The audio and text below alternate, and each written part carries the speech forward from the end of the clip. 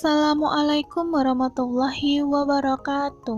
Perkenalkan, nama saya Titi Handayani, NIM 185231213. Pada video ini, saya akan mereview sebuah jurnal yang berjudul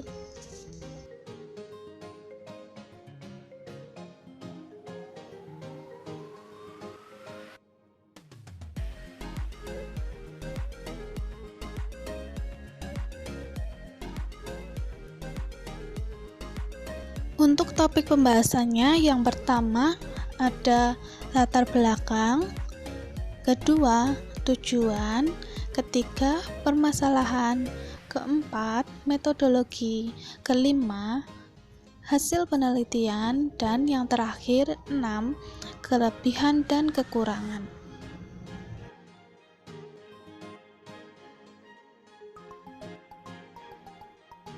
Latar belakang. Di era ekonomi berbasis pengetahuan, modal intelektual IC semakin diakui sebagai aset strategis penting dalam proses penciptaan nilai bagi organisasi. Hal ini dianggap menjadi salah satu faktor paling signifikan sebagai keprihatinan yang berkembang. Banyak organisasi termasuk bank memperhatikan untuk meningkatkan efisiensi modal intelektual ICE dalam upaya untuk meningkatkan kekayaan. Jika IC tidak dikelola dengan baik, maka akan menjadikan suboptimal dan kapasitasnya untuk menciptakan nilai tidak akan dimanfaatkan sepenuhnya. Mengelola IC tetap menjadi tantangan penting bagi organisasi karena sifatnya beragam. Oleh karena itu, beberapa penelitian menyoroti perlunya memahami peran tata kelola perusahaan atau corporate governance yang berhasil menggunakan, melindungi, dan memelihara IC suatu organisasi. Selanjutnya, Adriva dan Garania 2017 merekomendasikan bahwa IC akan membutuhkan pengembangan, pengamatan, dan kemampuan beradaptasi yang lebih penting dalam prosedur kepemimpinan yang diperlukan di tingkat dewan dan manajemen. Dengan demikian, Dewan Direksi dipandang sebagai sarana yang signifikan untuk mempengaruhi dan menangani IC suatu organisasi dan secara langsung berdampak pada kinerja perusahaan. Ada studi empiris terbatas yang menganalisis bagaimana Dewan Direksi merangsang ekspansi IC di sektor perbankan.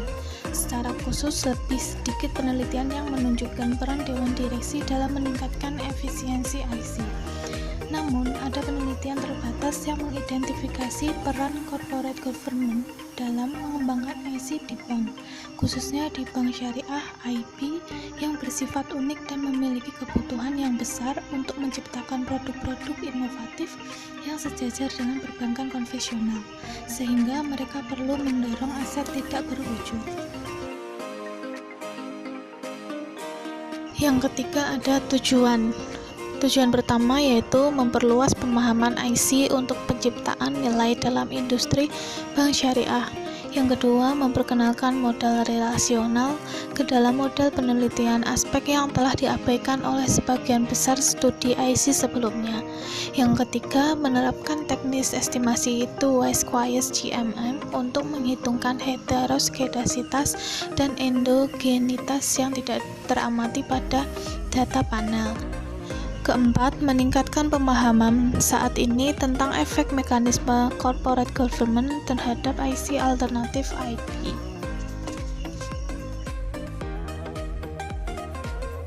Metodologi. Sampel studi dan pengumpulan data studi ini berfokus secara khusus pada bank syariah dari negara-negara organisasi kerjasama Islam.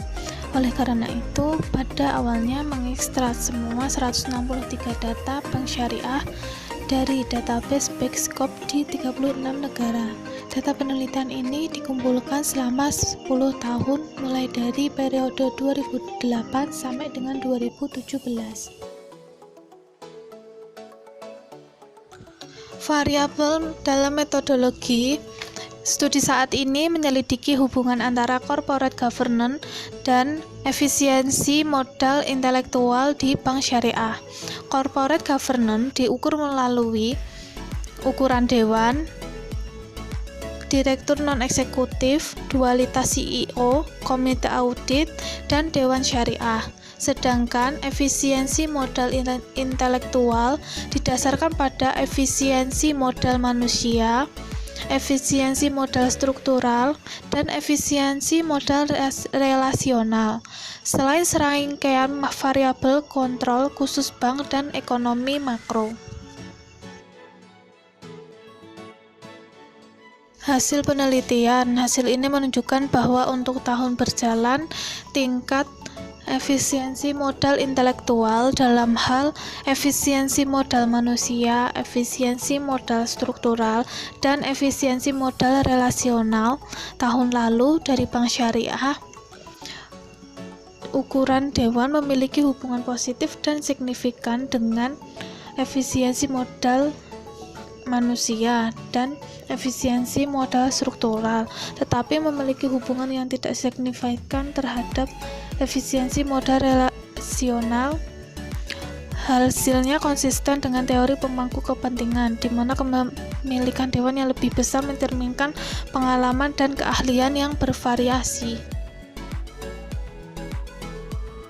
Hasil penelitian yang kedua ditemukan bahwa direktur non-eksekutif lebih untuk meningkatkan nilai efisiensi modal intelektual. Hasilnya konsisten dengan teori pemangku kepentingan yang menjelaskan bahwa dewan dengan mayoritas direktur non-eksekutif mendukung untuk mengurangi eksploitasi manajemen puncak atas kekayaan pemegang saham dan penggunaan modal intelektual yang efisien, menambah nilai bagi bank syariah. Dewan non-eksekutif memiliki hubungan positif dan signifikan dengan semua ukuran efisiensi modal intelektual. Tetapi mereka lebih tertarik untuk meningkatkan efisiensi modal struktur, karena mereka percaya bahwa struktur masif sangat penting untuk menciptakan kinerja yang lebih baik di bank syariah. Hasil penelitian yang ketiga, hubungan negatif antara dewan syariah dengan efisiensi modal manusia menunjukkan bahwa semakin besar ukuran komite audit, maka nilai efisiensi modal struktural dan efisiensi modal relasional semakin berkurang. Alasannya yang mungkin dari hubungan terbalik ini adalah karena komite audit bertanggung jawab untuk membawa transparansi dalam rekening, dan mungkin efisiensi modal struktural dan efisiensi modal relasional tidak dianggap sebagai pendorong yang berharga daripada efisiensi modal manusia untuk mengembalikan pendapatan di industri perbankan syariah. Hasil penelitian yang keempat, hasil dari variabel kontrol gen memiliki hubungan negatif dan signifikan dengan efisiensi modal manusia, nilai efisiensi modal struktural, dan efisiensi modal relasional dari bank syariah.